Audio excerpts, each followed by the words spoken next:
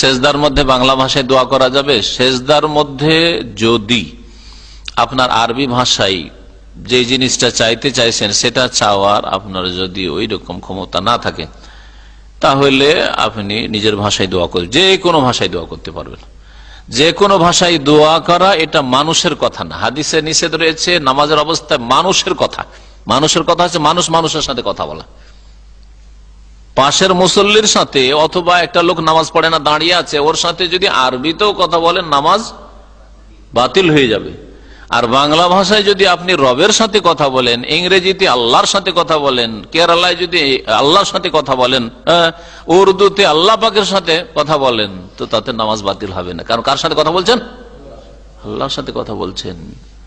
হাদিসটা বুঝতে ভুল করেছে, যার ফলে কিছুদিন আগে আমাদের দেশের এক আহলে হাদিসদের পত্রিকাতে লিখেছে এক মুফতি সাহেব যে না, বাংলা ভাষায় নামাজে দোয়া করা যাবে না, এটা মানুষের কথা। কে বললো মানুষের কথা? এটা আল্লাহ পাকের সাথে কথা বলা। এটা কারণ হাদিসে রয়েছে ইন্না হাযিহিস সালাতু লা ইয়াসলুহু ফিহি শাইউম মিন কালামিন নাস, এই নামাজে মানুষের কথা চলবে না। লা ইয়াসলুহু ফি, চলবে না এতে। সৌদি রাজকাল বলে না মা ইয়াসলুহু, বলছে না এটা চলবে না, তোমার এরকম করছো। লা ইয়াসলুহু ফিহি, এতে চলবে না। শাইউম মিন কালামিন নাস, মানুষের কোনো কথা। সুতরাং কেউ যেতে বলে কাইফা হালুক, দাঁড়িয়ে আছে লোকটা, নামাজ পড়ছেন না, লেশ মাতো সাল্লি, নামাজ পড়ছেন না, বলছে লেশ মাতো ইয়াল্লাহ সাল্লি, চলবে? নামাজ বাতিল হয়ে যাবে। কিন্তু যদি আপনি সেজদায় আল্লাহ তুমি আমাকে মাফ করে দাও, বলতে পারছেন না বাংলায়, অথবা আল্লাহ আমার রিজিকে বরকত দাও, আপনি বুঝছেন যে আমি আল্লাহ বারিক লি ফি রিজকি বলতে পারছেন না আপনি, আপনাকে আরবি শিখা ফরজ নাকি? একটা দলিল দেন তো যে আরবি শিখা ফরজ। তবে আরবি শিখা উত্তম, তার কোরআন কারীমের ভাষা। হ্যাঁ, কোরআন শিক্ষা ফরজ, রাসূলের হাদিস শিক্ষা ফরজ, দিন শিক্ষা ফরজ। তালাবুল ইলমি ফরিজাতুন, তালাবুল লুগাতিল আরাবিয়াতি ফরিজাতুন, হাদিস নাই আছে কি? আরবি ভাষা শিক্ষা ফরজ নয়, কিন্তু কোরআন এবং হাদিস, দিন, ইলম মানে শরীয়তের ইলম শিক্ষা ফরজ আলা করলে মুসলিম, প্রত্যেক মুসলিমের উপর, নর হোক আর নারী হোক। এই জন্য এই বিষয়টি একেবারে স্পষ্ট ক্লিয়ার। আর আরবদের ফতোয়াতে কোন দ্বিমত নেই। তবে আপনি যখন ইমাম সাহেবের পিছনে নামাজ পড়ছেন, এমনিতে বেশি সময় নেই, এই জন্য ফরজে যদি মুক্তাদি হয়ে নামাজ পড়েন তো এই আমলের প্রয়োজনই না, আপনার তসবিহ করার টাইম পাচ্ছেন না তো।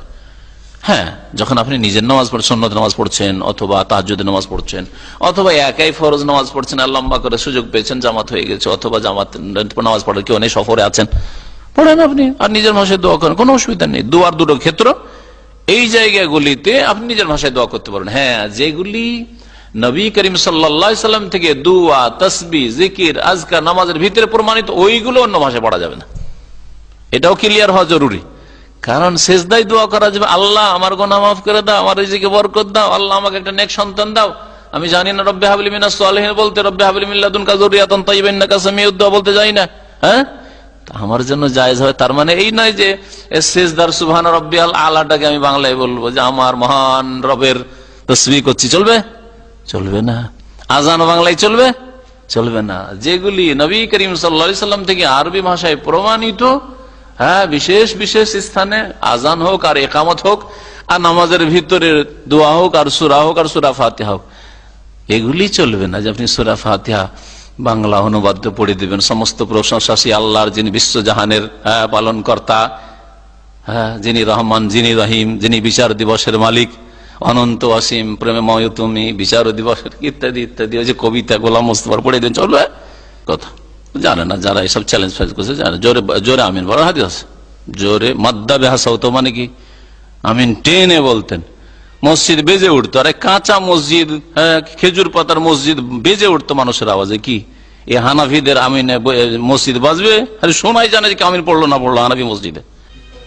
যদি সে খেয়াল না করে আর দেখছেন যে ও সারছে না, আর আপনি ইমামের দিকে আছেন, তাহলে আপনি ইশারা করতে পারবেন, ইশারা করবেন। আর যদি দেখা যায় যে না, সেই ইমামের দিকে আছে, ইমামের দিকে সারতে হয়, আর আপনি টানছেন। অনেক জাহিল আবার এরকম আছে, ও আছে কিনারের দিকে, ওইদিকে আছে, আর যাকে টানছে সে আছে ইমামের দিকে, ইমাম আছে মিডিল, এখানে ওইদিকে টানছে যে আমার দিকে তুই আয়, কারণ ও থাকবে ওই ইয়েতে, মানে লাস্টে যেহেতু থাকবে ওকে টানছে ওইদিকে। না, এটা যে হালত, যে দুই দিক থেকে লোকেরা সেটে আসবে কোন দিকে? ইমামের দিকে। খালি যদি হয় তো সাইড গুলো খালি হবে।